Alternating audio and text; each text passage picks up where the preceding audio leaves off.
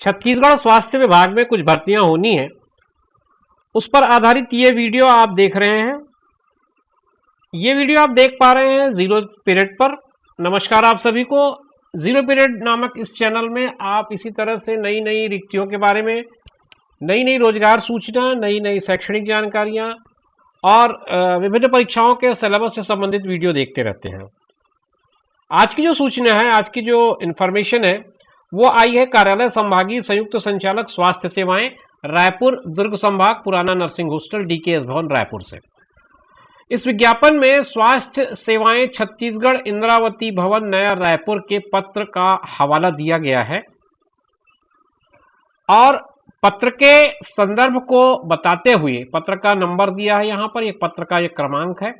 इसके संदर्भ को बताते हुए ये कहता है कि स्वास्थ्य एवं परिवार कल्याण विभाग छत्तीसगढ़ शासन तृतीय श्रेणी सेवा भर्ती नियम 2013 में दिए गए प्रावधानों के आधार पर एक खुली प्रतिस्पर्धा द्वारा वरिष्ठ तकनीकी निर्देशक राष्ट्रीय सूचना विज्ञान केंद्र एनआईसी के माध्यम से पदों की पूर्ति के लिए राज्य के मूल निवासी, शब्दों को ध्यान दें, राज्य के मूल निवासी मतलब इसमें आपके सीजी का मूल निवासी होना आवश्यक बताया गया है। उसमें 30/3 से 18/4 तक, 30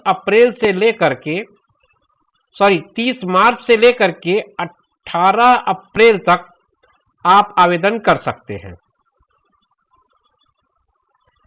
तो 2-3 चीजें मैंने आपको बता दी। ये जो परीक्षाएं हैं या ये जो भर्तियां हैं वो होने वाली है स्वास्थ्य विभाग में। पदों के नाम भी मैं बताऊंगा, पदों की संख्या भी बताऊंगा और आपको क्या क्या योग्यताएं होनी चाहिए वो भी बताऊंगा। अभी आप ये जान लें कि परीक्षा के लिए आपको आवेदन पत्र जमा करना है 30 से लेकर के 18 के बीच। परीक्षा क्या होगी, किसमें परीक्षा होगा, किसमें डायरेक्ट पोस्टिंग होगी, ये सारी बातें हम बाद में करेंगे। आप जिस वेबसाइट पे जाएंगे उस वेबसाइट का आईडी ये दिया हुआ है www.cghealth.nic.in। तो इस वेबसाइट पे आपको आगे की सारी कार्यवाही करनी है। किन किन पदों पर भर्ती होनी है वो समझ ले। तो staff nurse, medical lab technologist, नेत्र सहायक अधिकारी और रेडियोग्राफर, ये 4 कैटेगरी आपने बताया है इस विज्ञापन में और इस विज्ञापन के आधार पर इन 4 कैटेगरीज में पोस्टिंग होनी है। कितने कितने पद हैं ये समझ लेते हैं। स्टाफ नर्स में आपके पास कुल 171 पद होंगे, मेडिकल लैब टेक्नोलॉजिस्ट में 15 पद होंगे, नेत्र सहायक अधिकारी में 6 पद हैं और रेडियोग्राफर में 20 पद हैं। किस तरह से इन पदों का विभाजन किया गया है ये भी आप देख सकते हैं। मुक्त कितना, महिला कितना, दिव्यांग कितना, ये सारी चीजें आपको यहाँ पर इस पीडीएफ में दिख जाएगा। अगर आप देखना चाहें तो वीडियो पॉज कर लें, पॉज करके देख लें। फिर भी अगर आपकी इच्छा हो तो ये पीडीएफ आप मेरे टेलीग्राम चैनल, जिसका लिंक मैं डिस्क्रिप्शन में आपको दूंगा, वहां देख सकते हैं। इसके अलावा स्वास्थ्य विभाग के वेबसाइट पर यह विज्ञापन उपलब्ध है। तो आपको 3 तरीके हैं देख सकने के लिए। या तो आप पॉज कर लें इसे, या मेरे टेलीग्राम पे जाकर आप उसको डाउनलोड कर लें, या फिर संबंधित विभाग के वेबसाइट पे जाएं। तो ये 3 चीजें हैं और ये पदों की संख्या मैंने आपको दिखा दी। अब आते हैं इसकी योग्यताओं पर। सबसे पहले बात कर लें स्टाफ नर्स की। तो स्टाफ नर्स के लिए आपको बीएससी नर्सिंग होना चाहिए या फिर पीबीबीएससी नर्सिंग या जनरल नर्सिंग एवं वरिष्ठ प्रसूति विज्ञान प्रशिक्षण उत्तीर्ण। नर्सिंग काउंसिल में आपका एक परिचारिका के रूप में रजिस्ट्रेशन होना चाहिए। लैब टेक्नोलॉजिस्ट की जो योग्यताएं होनी चाहिए उसमें 10+2 पद्धति में विज्ञान विषय के साथ कक्षा 12वीं परीक्षा उत्तीर्ण होनी चाहिए, मतलब 12th पास होना चाहिए विद साइंस, विज्ञान विषय के साथ। पैथोलॉजी टेक्नीशियन का 1 साल का ट्रेनिंग डिप्लोमा होना चाहिए, मेडिकल पैथोलॉजी में डिप्लोमा होना चाहिए या फिर उसके समकक्ष कोई दूसरी डिप्लोमा हो, या पैरामेडिकल काउंसिल से पंजीकरण हेतु वो मान्य होना चाहिए। पंजीकरण के साथ साथ पैरामेडिकल काउंसिल से चिकित्सा प्रयोगशाला टेक्नीशियन के रूप में आपको रजिस्टर्ड भी होना चाहिए।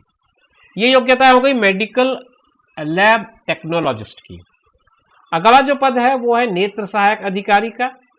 नेत्र सहायक अधिकारी में आपको 10+2 में साइंस होना चाहिए, 12th पास होना चाहिए। नेत्र सहायक में 2 साल का डिप्लोमा होता है, वो आप पास हो। पैरामेडिकल काउंसिल से नेत्र सहायक के रूप में रजिस्टर्ड हो। चौथा पद है रेडियोग्राफर का, इसमें भी 10+2 में साइंस लेकर के आपको उत्तीर्ण होना चाहिए।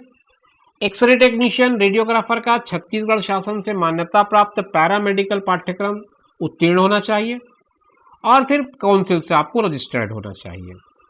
ये सारी चीजें आपके लिए आवश्यक हैं। अगर आप इन पदों में से किसी भी एक पद के लिए आवेदन करते हैं तो उसके संबंध में आपको ये सारी चीजें जरूरी है। जिस डेट पर आप अप्लाई कर रहे हैं उस डेट पे ये सारे पंजीयन रजिस्टर्ड हो जाने चाहिए। महत्वपूर्ण बात, इसमें छत्तीसगढ़ राज्य के मूल निवासी भी पात्र होंगे। आयु सीमा 18 से 35 वर्ष के बीच की होगी। जो भी छूट है उसके लिए बता दिया रेफरेंस, उसमें जो छूट होंगे वो नियमानुसार वो भी आपको मिलेंगे। छत्तीसगढ़ राज्य के स्थानीय निवासियों के लिए 35 से के स्थान पर 40 वर्ष होगी। विशेष प्रवर्ग जैसे निवासी, अनुसूचित जाति, जनजाति आदि के लिए अधिकतम आयु सीमा में राज्य शासन जो छूट देता है वो इसमें लागू होगा। प्रावीण्यता सूची का निर्धारण किस तरह से होगा, ये सबसे महत्वपूर्ण पहलू होगा। 21 मार्च 2022 को एक पत्र इस दिशा निर्देश के साथ जारी किया गया है। उसमें यह कहा गया है कि जो शैक्षणिक योग्यता होगी उसका 85%, 85% मार्क्स जो होगा, ये जो वेटेज होगा वो आपके एजुकेशनल क्वालिफिकेशन का होगा। इसके बाद जो स्वास्थ्य संस्था में कार्यरत लोग हैं उनको 15 अंक अधिकतम अनुभव के मिलेंगे। 15 मार्क्स जो है वो एक्सपीरियंस के मिलेंगे। ये 15 मार्क्स कैसे होंगे? 3 अंक प्रति वर्ष पूर्ण करने के नाम पर अधिकतम 5 साल या अधिक वर्ष के लिए 15 अंक होंगे। हर साल का 3 अंक है। अगर आपने 2 साल काम किया तो 6 नंबर मिलेंगे, 3 साल काम किया तो 9 नंबर मिलेंगे, 4 साल काम किया तो 12 नंबर मिलेंगे, 5 या 5 से ज्यादा कितना भी काम किया हो आपको मैक्सिमम 15 मार्क्स मिलेंगे। ये आपके बोनस मार्क्स हो गए एक्सपीरियंस के। अब आते हैं इसमें, और जो आप अभी पिछले दिनों जो कोविड में जिन लोगों ने काम किया है, 6 माह तक अगर लगातार आपने सेवा दिया है तो उसको भी 10 अंक के बोनस का लाभ मिलेगा। ये आपका प्रावीण्यता सूची के निर्धारण में काम आएगा। जब 2 कैंडिडेट्स का समान अंक हो जाएंगे तो जन्म तिथि के लिए आपका जो पैमाना है वो माना जाएगा। जिसकी जन्म तिथि पहले होगी उसको वरीयता क्रम में ऊपर रखा जाएगा। फिर आपको दस्तावेज सत्यापन के लिए बुलाया जाएगा प्रावीण्यता सूची के आधार पर, और उसमें जो पात्र होंगे उसके आधार पर एक अंतिम सूची जारी की जाएगी। यह नियुक्ति पूर्णतः अस्थायी है। चयनित उम्मीदवारों की नियुक्ति छत्तीसगढ़ शासन सामान्य प्रशासन के संदर्भित पत्र के आधार पर जो नियम कायदे होंगे, 3 साल की परिवीक्षा होगी, वो सारे इसमें लागू होंगे। तो मैंने आपको मूल बातें सारी बता दी। फिर भी अगर आपके मन में कोई डाउट हो तो आप इस वेबसाइट पे जाकर और डिटेल स्टडी कर सकते हैं, और आवेदन करने के जो तरीके हैं वो भी आपको इसी में मिल जाएंगे। तो मेरा ख्याल है कोई कंफ्यूजन आपके माइंड में नहीं रहेगा अगर आप इस वेबसाइट पे जाके इसको समझ लेते हैं। फिर भी ऑनलाइन आवेदन करने के तरीके पे मैं थोड़ा सा बात कर लूँ। ऑनलाइन आवेदन करने के लिए ये आईडी है cg.nic.in/regreccer। ये आप इस लिंक पे जाएं, वहां पर आपको मोबाइल नंबर के द्वारा ऑनलाइन आवेदन हेतु अपना स्वयं का पंजीयन करें। पंजीयन नंबर आपको मिलेगा, उसको नोट करके रख लें। पासवर्ड मिलेगा, वो नोट करके रख लें। पंजीयन नंबर एवं पासवर्ड का उपयोग करके ही आप आगे लॉगिन कर पाएंगे। अच्छा, आवेदन करने के पूर्व आप सारे निर्देश पढ़ लें।